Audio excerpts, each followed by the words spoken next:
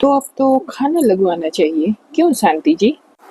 प्रिया बेटा, अंदर जाओ और वो खाना लगा दो। तुमने जो सबके लिए तैयार किया है। हाँ हाँ मम्मी जरूर। पर आंटी जी, अब मैं गर्मा गर्म खाना परोसना चाहती हूँ, इसलिए थोड़ा टाइम लगेगा। अरे वाह वाह, नेकी और पूछ पूछ। अब जब तूने इतनी मेहनत से खाना बनाया है तो हम भी देखना चाहेंगे आखिर तूने क्या क्या बनाया है। अरे भाई, जब से आए हैं तब से तुम्हारे खाने की तारीफ हो रही है, अब जरा उसे खाकर भी देख लेते हैं। तभी फुसफुसाता हुआ कान में अर्जुन कहता है। अरे मम्मी, आज सुबह सुबह पंडित जी ने मेरे राशिफल में बताया था कि आज तो सोने पे सुहागा हो जाएगा। अरे मम्मी, कहाँ तो लड़की ही नहीं मिल रही थी, और मिली भी तो बिल्कुल तुम्हारे पसंद की, खाना बनाने वाली। अरे अभी खाना परोसा कहाँ है, परोस कर लाने तो दे, तब पता चलेगा ना। पता चला इसने भी कहीं बीमार हो जैसा खाना परोस दिया या बना दिया, तब तो हो गया फिर राम नाम सत्य। अरे नहीं मम्मी, ऐसा बिल्कुल नहीं होगा। प्रिया बिल्कुल तुम्हारे पसंद का खाना बनाएगी, और इस बार तो मेरी शादी हो ही जाएगी। फिर थोड़ी देर बाद प्रिया दो डोसे लेकर आती है और अपने होने वाले ससुर के सामने रखती है। अब डोसों को देखते ही रामलाल जी बोलते हैं। अरे, सोना हाथ लग गया शांति जी। और मैं बाकी लोगों के लिए प्लेट लगाती हूँ। तब तक अंकल जी आप चक्कर बताइए, कहीं कोई कमी तो नहीं रह गई। फिर एक एक करके प्रिया सबके लिए डोसे बनाती जाती है और सब खाते जाते हैं। अरे वाह वाह बेटा, मजा आ गया। इतना अच्छा डोसा तो मैंने अपने जीवन में कभी नहीं खाया। अरे हमें तो अर्जुन बहुत पसंद है। अब आप बताइए शांति जी, अब किसी के घर का अनाज खाने के बाद हम ना थोड़ी करेंगे, इसलिए अब हमें इस रिश्ते को हाँ करनी ही पड़ेगी समधन जी। और प्रिया के हाथों का बना खाना ऐसा जादू करता है कि लड़के वाले मना नहीं कर पाते और अर्जुन और प्रिया की शादी तय हो जाती है। वैसे ही एक दिन अर्जुन और प्रिया की शादी हो जाती है, और शादी के दूसरे ही दिन प्रिया एक अच्छी बहू की तरह रसोई में जाकर नाश्ते की तैयारी में लग जाती है। अरे बहू, तू रसोई में आ गई, मुझे उठाया होता ना बेटा। अरे मम्मी जी, अब जब मैं रसोई में आ गई हूँ तो आपको नींद खराब करने की क्या जरूरत है। मम्मी जी, सब कुछ तैयार है, बस आप बाहर 2 मिनट के लिए बैठिए, मैं लेकर आ रही हूँ। ओहो, खुशबू तो बड़ी अच्छी आ रही है। वैसे क्या बनाया है प्रिया तुमने? तो वैसे भी आज मेरी पहली रसोई है, तो मैंने सोचा मैं सभी के लिए कुछ न कुछ स्पेशल बना दूं। बस आप लोग 2 मिनट का इंतजार करो, नाश्ता तैयार है। और फिर थोड़ी ही देर बाद प्रिया सबके लिए इडली और चटनी लेकर आती है। आहा, बहू, अगर तू ऐसे ऐसे स्वादिष्ट स्वादिष्ट व्यंजन बना के खिलाती रहेगी तो हमारी तो आदत ही बिगड़ जाएगी। अरे तो मैं कौन सा कहीं भागी जा रही हूँ पापा जी, मैं तो यही हूँ, हमेशा बनाकर खिलाती रहूंगी। अरे वाह, इडली तो बहुत सॉफ्ट है बेटा, कैसे बनाती हो? अब इडली चटनी खाते ही शांति अपने हाथों से सोने की अंगूठी निकालकर अपनी बहू प्रिया को दे देती है। अरे यार, बहू की पहली रसोई है, चलिए उसके हाथ में आप भी कुछ रखिए। ये क्या, तब से आप बस खाए जा रहे। ये ले बहू, 5100 रुपए। जीती रहे बहू। और तू क्या विक्रम, आज बहू को कहीं घुमाने ले जाना, बेचारी तुम्हारे ऑफिस के चक्कर में कहीं घूमने भी नहीं जा पाती। हाँ अर्जुन जी, मैं कपड़े निकाल देती हूँ, वैसे भी मैंने इडली बना दी है, पूरे दिन काम आ जाएगी।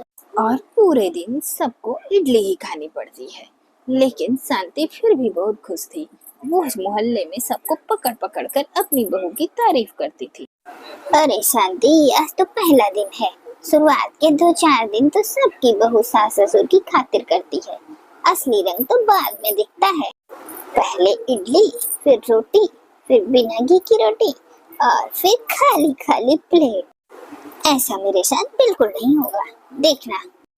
और फिर अगले दिन शांति इसी डर से उठती है कि कहीं उसकी बहू भी उसको खाली खाली प्लेट न परोस दे। पर आज नाश्ते में बनते हैं मेदू वड़े। वाह वाह बहू वाह, देख लिया शांति जी, ऐसी होती है खातिर। सभी बैठकर नाश्ता कर लेते हैं और फिर दोपहर के वक्त शांति अपनी बहू के पास जाकर पूछती है। अरे दोपहर के लंच में क्या बना रही हो बहू? मम्मी जी, पापा जी और ये तो घर पे हैं ही नहीं। हम और आप हैं तो बड़े तो हैं ही। ला दूं क्या? रात के खाने के वक्त नाश्ते में भी बड़े, टिफिन में भी बड़े और रात के खाने में भी बड़े। कुछ ज्यादा ही नहीं हो गया बड़े बड़े? अब देख बहू, कल फिर से बड़े मत बनाना है। अरे नहीं नहीं पापा जी, कल तो प्रिया के स्पेशल डोसे बनेंगे। और फिर अगले दिन परोसे जाते हैं ससुराल वाले को बिना मसाले के डोसे और चटनी। और चढ़ाओ इसे सर पर। देखो तो, डोसे में मसाला तो है ही नहीं। ऐसा नहीं हो सकता है बेचारी तुम्हारे डोसे में मसाला डालना भूल गई हो। मैं अपने डोसे में देखता हूँ, तीनों डोसों में से किसी में मसाला नहीं है पापा। ऊपर से डोसों के साथ प्रिया ने चटनी दी है, सांभर वो भी नहीं दिया पापा। बात तो सही है बेटा, कल भी उसने वड़ों के साथ चटनी बनाई थी। अब सांभर वड़ा के साथ चटनी कौन खाता है?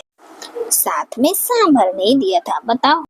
मुझे तो बहू ने कहा था बड़े बनाएगी, सांभर बड़े बनाएगी, ऐसा नहीं कहा था। अब ऐसा कीजिए, ये बिन मसालों का डोसा खा लीजिए, आप इसी के लायक हैं। अरे बहू, जरा इधर आना तो। अब अपने बालों को कान के पीछे करते हुए प्रिया बोलती। बताइए मम्मी जी, मैं अपनी तारीफ सुनने के लिए दोनों कान खोल कर खड़ी हूँ। अब सुनाइए। पर आज तो तूने मौका ही नहीं दिया तारीफ का बहू। इन डोसों में तो आलू ही नहीं है। अरे अर्जुन, सांभर के लिए भी बोलना। अरे वो क्या है प्रिया, पापा बोल रहे हैं सांभर नहीं है। वो पापा बिना सांभर के डोसे खाते नहीं है। अब सांभर और डोसे का मसाला चाहिए तो उसके लिए तो मुझे अपनी मम्मी को यहाँ बुलाना पड़ेगा पतिदेव जी, क्योंकि मुझे सांभर और डोसे का मसाला बनाना तो आता ही नहीं।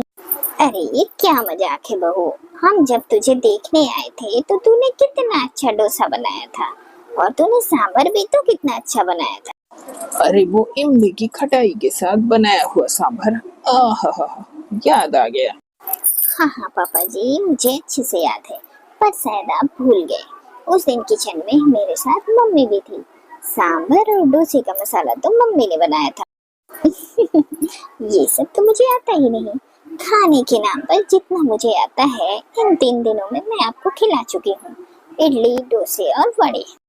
इसके अलावा तो मुझे कुछ आता ही नहीं। इसीलिए मैं दिन में सिर्फ एक बार खाना बनाती थी और उसे पूरा दिन चला देती थी। अगर मैं तीनों वैरायटी एक ही दिन खिला देती तो आगे बनाने के लिए क्या बचता। इसका मतलब आज यही खाने को मिलेगा। जी पापा जी, मैं और डोसे लेकर आती हूँ। फिर इतना कहकर प्रिया रसोई में चली जाती है। आप ही ने मेरा दिमाग फिराया था। जो बहू डोसे इतना अच्छा बनाती है वो खाना कितना अच्छा बनाती होगी। रोटी चावल तो सब सीख लेते हैं, जिसने ये डोसा सीख लिया, वो भी ये गोल गोल डोसा, वो तो दिन में 72 तरह के पकवान बनाकर खिलाएगी। अरे इसे गिन चुन कर तो सिर्फ 3 पकवान आते हैं, वो भी आधे अधूरे। अब खाइए आप डोसा। तभी वहां आ जाती है पड़ोसन पुष्पा। अरे बाबा, गर्मा गर्म डोसे परोसे जा रहे हैं, बड़ी अच्छी खुशबू आ रही है।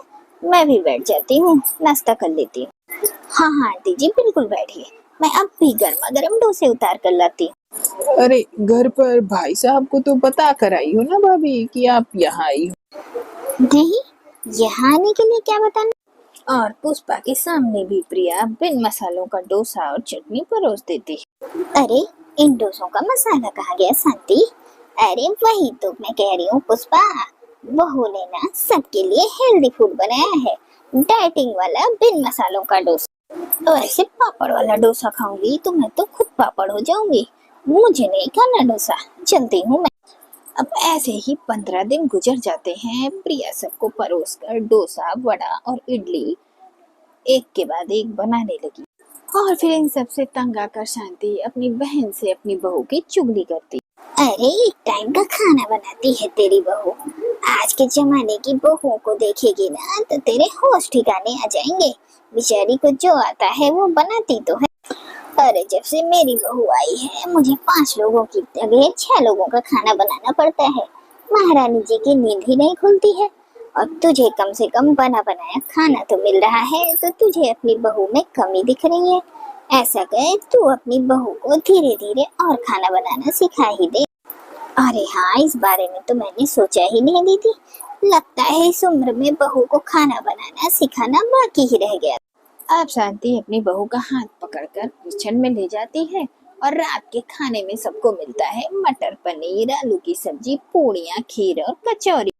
अरे मैं तो हमेशा ही कहता था भाई मेरी बहू के हाथ के खाने का तो जवाब नहीं।